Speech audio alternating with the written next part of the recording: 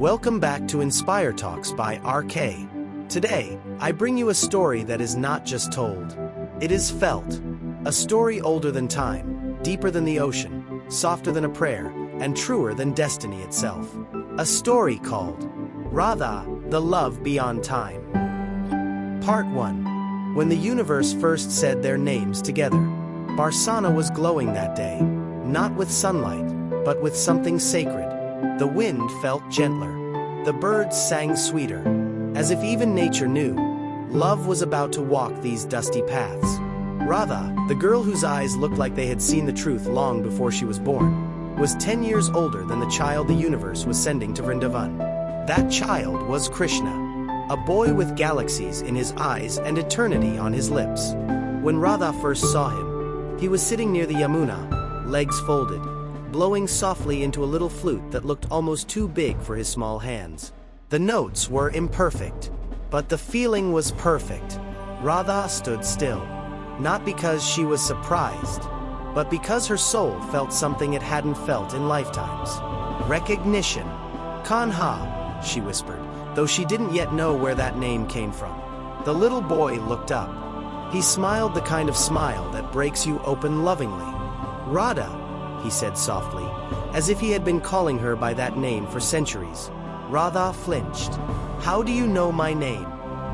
Krishna simply held his flute against his chest and said, You were the reason I learned to play. He was a child. She was not. But something about him felt older than time. Radha turned to leave, her heart trembling in ways she didn't understand. Will you come again? His tiny voice asked.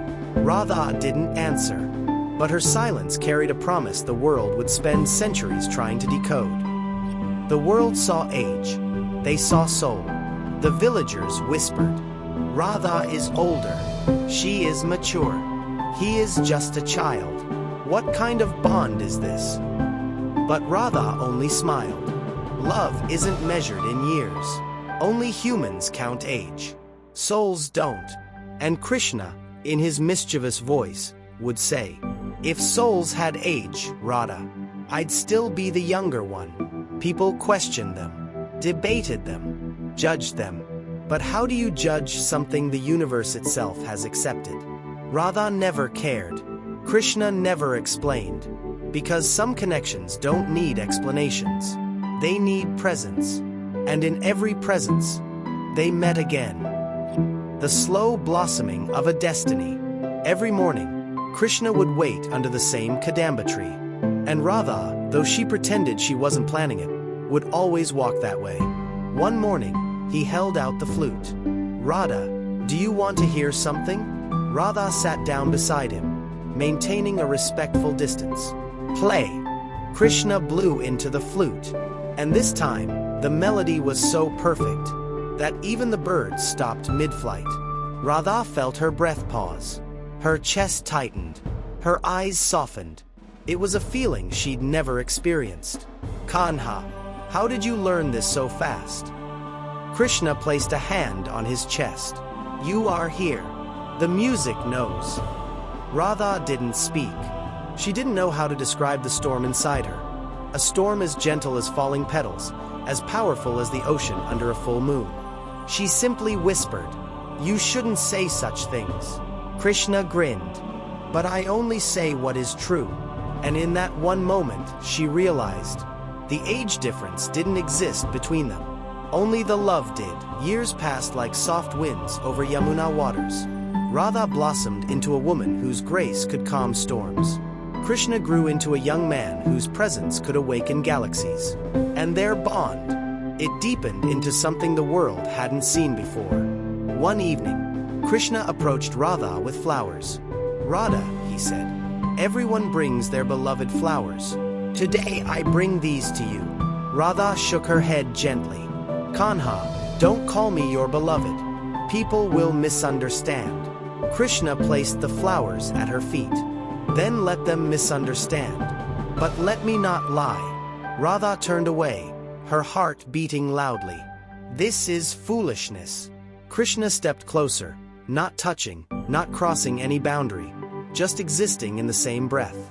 No, Radha, he whispered. This is truth. Love doesn't begin with age, nor end with distance. It simply exists, just like you and I. Radha's eyes filled with tears. Kanha, this world will never accept us. Krishna smiled. Then let the world remain outside, and let this love remain inside. Radha closed her eyes. She didn't want the love, but she also didn't want a world where Krishna didn't exist. And thus their love became something rare. A love without claim. A love without conditions. A love without ownership. A love without touch. A love that simply was. The inevitable goodbye. But destiny never lets divine lovers stay together long. Narad arrived. Krishna, he said, Mathura needs you. The world needs you. Your duties have begun. Krishna's smile faded. Does God ever get tired of testing his own heart? Narad placed a hand on his shoulder. Even gods must leave what they love. That night, Krishna walked to Radha. Radha, I must go. Radha didn't cry. She simply looked at him with infinite calm. I know. You aren't angry? He asked. Radha shook her head. Why would I be angry at the sky for raining, or the sun for rising? This is who you are. Krishna's voice broke. Will you wait for me? Radha said the most painful, most beautiful truth ever spoken.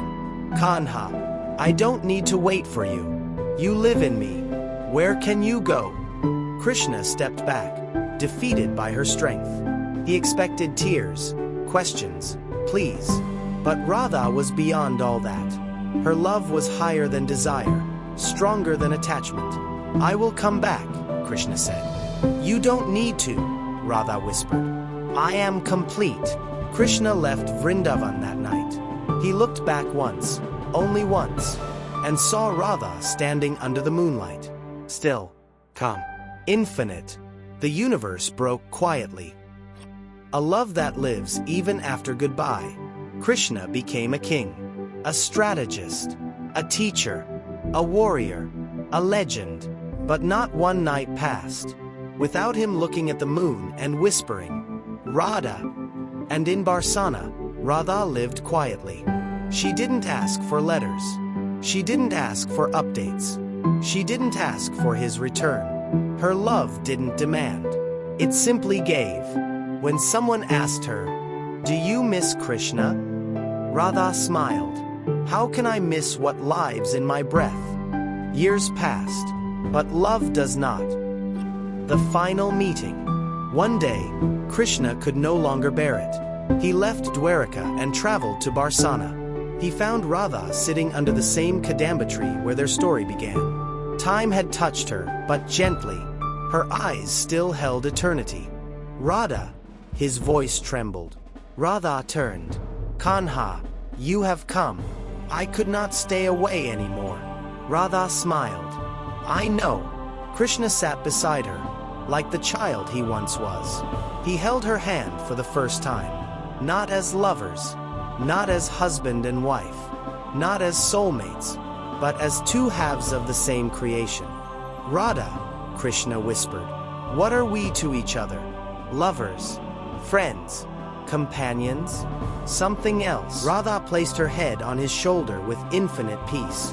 Kanha, we are what love looks like, when it stops needing definitions. Krishna's eyes filled. Stay, he whispered. Radha smiled sadly. I cannot. Her breathing grew softer. The world felt heavier. Krishna held her closer. Radha, don't leave. Radha looked at him. One last time. Leave. Kanha, I never came. I was always a part of you. And with the gentlest smile, Radha closed her eyes. The wind stopped. The earth paused. Krishna broke. For the first time in his divine life, he cried not as God, but as a man who had lost the other half of his soul. He placed his flute beside her, and he never touched it again, because the music that made Radha smile left with her. This story touched your heart, then let your finger do one small thing.